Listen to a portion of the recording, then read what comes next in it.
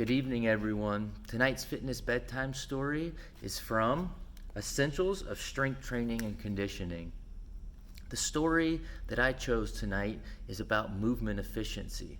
I chose this story because our current movement of the month is the burpee.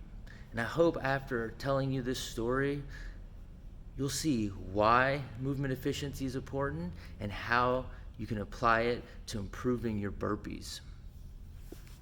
When we think about gains in the gym, we're often thinking about physiological adaptation, physical changes to our body. In strength training, this could be from hypertrophy, increased muscle size. From endurance training, it could be changing the density of our blood cell count to better deliver oxygen. With that in mind, let's dig in to movement efficiency in aerobic exercise. Aerobic endurance training can improve an athlete's aerobic power by 5 to 30% depending on starting fitness level. So this improvement of aerobic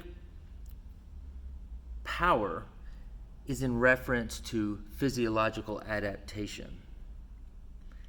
Now,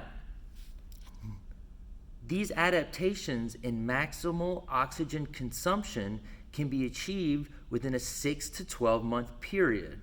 After that, changes in aerobic endurance performance are related more to efficiency. Right, so this is important. In 6 to 12 months, using a well-designed endurance training program, an athlete can exhaust all of their physiological adaptations possible. Well, how is that? Don't we know that endurance athletes continue to improve over a lifetime? Let's continue with the story. Although an athlete's maximal oxygen uptake may not change from year to year with aerobic endurance training, the oxygen cost does improve. Studies have shown a progressive improvement in economy of movement in elite aerobic endurance athletes. In other words, despite the fact they've stopped making changes physiologically, the amount of energy they are expending for every stride or every movement improves over their whole lifetime. Long-term endurance training may improve the athlete's running economy more than the maximum ability to extract and use oxygen. Experienced runners may not improve their VO2 max, but their performance may be better due to enhanced economy. In other words, efficiency of movement is critical. So let's think about how this applies to the burpee. When we do our burpees, if we want to continue to improve movement efficiency, we have to be very precise with the movement. Do the movement the same every time. After hundreds, thousands, and yes, eventually millions of repetitions, the amount of oxygen we use for each movement will become less and less and less. This happens naturally when you're running. People always generally run the same way. We wouldn't go out for a mile run and suddenly when we get tired we change to hopping or crawling.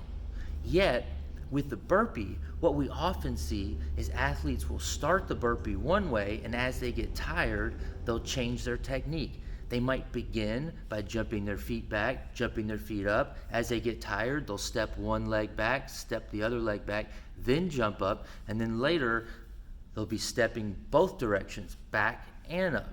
So what they're doing is they're creating a broad spectrum of ways they'll have to improve their efficiency, which is inefficient. So think about what's the ideal way to do a burpee for you. How would you like to be doing a burpee in the future? And then let's start doing the burpees that way now, even if at a lower speed, and do every rep exactly the same. that is going to elicit faster changes in efficiency. I hope you've enjoyed this fitness bedtime story. Good night.